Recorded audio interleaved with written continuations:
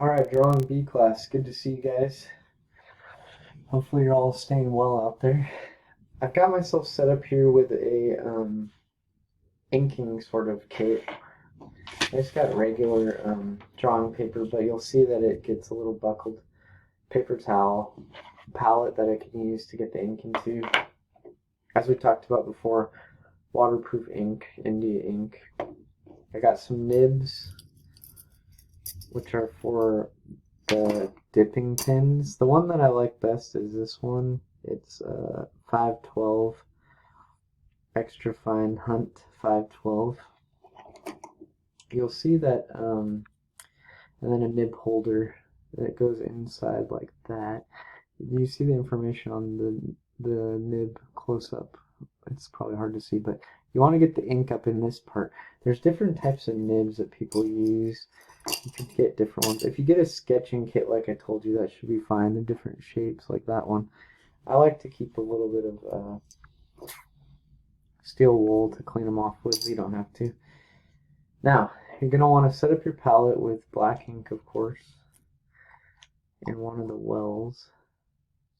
You can use a little eyedropper to get it in there.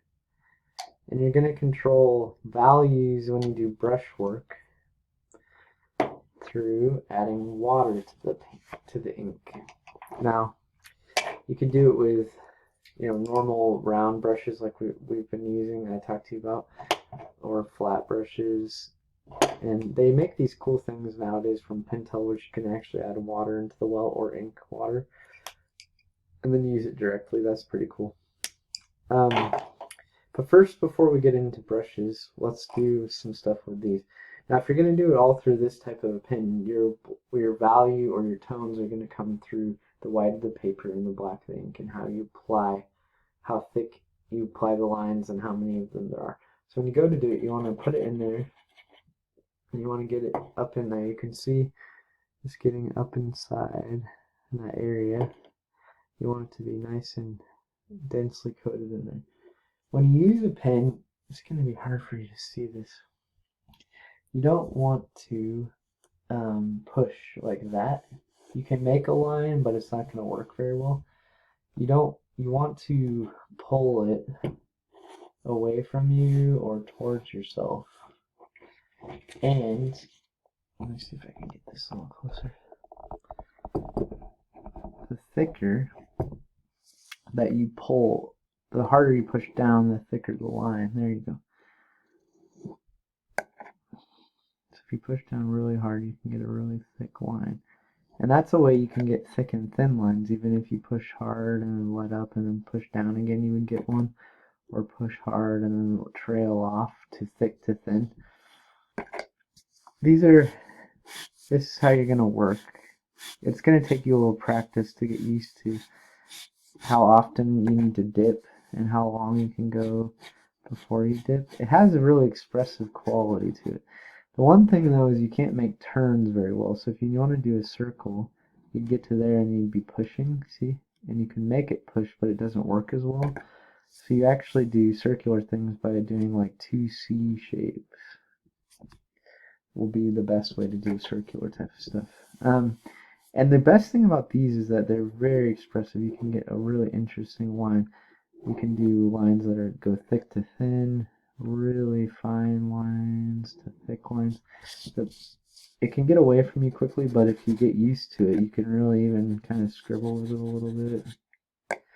Interesting stuff. And just like pencil drawing, you can get a really long straight line if you work from your, instead of working from your wrist, if you work from up at your actual shoulder. I'm touching my shoulder, but you can't see it. You'll be able to get a longer line, or your elbow. Okay, so you can add value by doing all the hatching. So before you do anything else, I would just try to play around with trying to make some value spheres and see how it feels. Pick a light source, do pretend ones. You could do them without an outline, with an outline.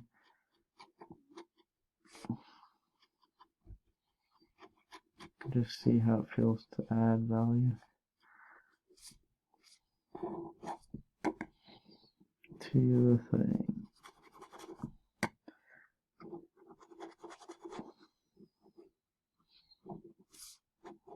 And just build it up. I'm just kind of pretending, oops, see, it got a little too dark there. Pretending that I have a light source coming from here and going into it. Yep. So you want to try different ways, you know, of adding value. You can, I don't mean different ways, I mean different line qualities. So I'm going to try to get the camera so you can see better maybe. So it's hard to do. I would also maybe make yourself some squares and try out textures and see what you can do. So you can see how it feels to create different type of line direction textures. And if you do this type of shading where it's like flat cross-hatching on a face, it's going to look like a weird flat pattern on it. So you're going to have to try to do it in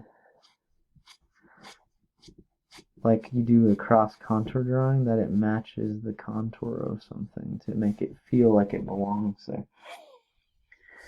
You can also shade and do texture by shade by doing thick and thin broken lines a little bit, and by dots called stippling. So some areas you might want to think about if a stippling would work for you better. It's a really, really laborious process to do a whole thing with dots, but that type of thing can work. You want to play with how light of a pressure. You can do really light pressure and still get a line on there. I'm barely skating it over the surface. So you're going to want to do some testing, ink testing, before you do anything. Because I'm kind of working, if you can't see my hand, I'm holding my pen like this. And sometimes I like to hold my fingers like this so I can hold it up in the air and keep it off of it. If I try to do it out here, up in the air, it can work too, but it's hard to control. Depending on the line, it can be hard to control. So I'm going to a lot of times work like this. If you want a really, really thin line control, you can even use your, like the white in the eyes maybe. You do like that type of thing. Hold your pen up upright almost and do these type of motions, so you can't move it the wrong way. So you're going to want to play different ways with that. So that's the quill type of style, the nib and pen nib. If you make a mistake, you're going to want to make sure you have paper towel close by. Wash it off so it doesn't stick in there. If you make a mistake, you can do different things to fix it. One of them is you could try to come in with like a razor blade and just take off a little bit of it, like if it was just a little blip. If it's thicker paper, you can kind of see it right there. You could barely scratch the surface and the white will come back. If it was just like a little blip, it's starting to happen right there. You can see that I'm taking some off of that right here. Now, if you have a bigger section that's a problem, you need to fix it. What you do is you figure out what the shape of the section is, and then you take and you cut out another piece of paper. It's really thin, such as this. Make sure it has a really clean edge. Come back in, get it the exact shape and size. So like if you're just trying to cover right there, I wouldn't use this big of a piece, but say I didn't like that whole section and only wanted the shadow, I could get it like that, and then get some glue, of course. You have to do this very carefully. Glue down. If you glue down over it fully, you have to make sure the glue's all the way on all the edges. Obviously, otherwise it won't work. Make sure all the glue is done. Let it dry fully before you do it. It should be. And then if you came in and you needed to fix something, They do this a lot on comic panels back in the day before everything was digital. You can see, like, if you see the originals, they would obviously photograph them later. To put them in the newspaper, they would do, like, lithography and photographing. But you can see, like, on the originals by people like Charles Schultz and things, if you see them. I've seen some in different places and museums and things. They'll actually have patches like this on things. And you can, if you do it right and you cut it the right shape, it actually ends up being pretty convincing, and you can kind of not tell it's there. So that's really good.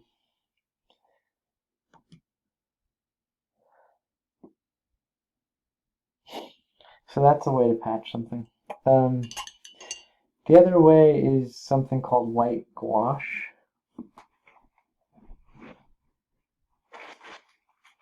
Which is a material, you spell it Gouache, gouache. Gouache. Oops, there it is. And you can get it in white. It's sort of like a really opaque watercolor. The difference between it and watercolors, it has a lot more pigment, and then it's not acrylic paint because acrylic's got plasticiness to it. You can paint the gouache onto the spots. The problem is it's not exactly the same color as the white of your paper all the time. Let it dry completely and it will accept ink back over it. So if you get into a certain situation, you'll do that. It's sort of like whiteout, but whiteout's not so great because it also has problems like it's really thick and goopy. In gouache, you can add water to it and really smooth it and control it. So it's a like professional way of whiting out. So that's nibs. And I'm going to do one more video to talk about brushes and doing it with ink with brushes. But before I do, I'll say, there's different type of nibs. Like I like 22Bs. Hunt is my favorite brand, and they have different ones. The numbers all just delineate the type of nibs there are and how big they are. So this type of style that I've been showing you is kind of really expressive because it has a really thick, longer point to it, and they have these thinner ones that are thinner this way and also not as long that way. You have a little bit more control. They have in that they're a tiny little line and they're not quite so movie. These ones are control for movement. This one's maybe a little more rigid, I should say. You still want to make sure you get the ink up into the same spot in all of them, and they work the same way as far as your hand movement. They're just kind of more and less expressive, and they're useful for different things like details. There's some that are really, really tiny for a lot of detail that I have, but I don't use them as much. The ones I use the most are these ones here that look like that. So you want to make sure after you're done you wash them out and get them all cleaned off, because otherwise if the ink dries up inside of there it'll ruin them. And the reason why I have steel wool is if I can clean them off, if they get some dried ink I can just buff it off with that. So that's that's repairing, that's inking with nibs. You're gonna want to play with it before you do your final on your portrait that you started, because it can get away from you really quickly. If you end up having problems, let me know. I can try to see how I can help you fix it. But you want to try some repair ideas before you scrap your project, and then test out some of it. If you do have a really big problem and you have a good portrait drawn, well, you can always do this fun trick to transfer something. So hold on for 1 second. I'm going to pause it and then restart it, and you can see how you can transfer something. So say I wanted to transfer this right here, this line work, okay? What I would do is I would take this, on the back of it I would apply really thick charcoal, or thick charcoal is the wrong word. I would apply graphite that has like a heavy weight. This one's actually not the right weight, but I would do like a 6B, 8B, something like that, and put it on there really nice and thickly. And then I could do that over the whole back of my drawing. And then I would take a hard pen or pencil. If it was a really hard pencil, that would work, or a pen is even better because you can see the color of where you're tracing over it. And I would push on it and copy the lines that I want. Be careful not to push too hard, to practice.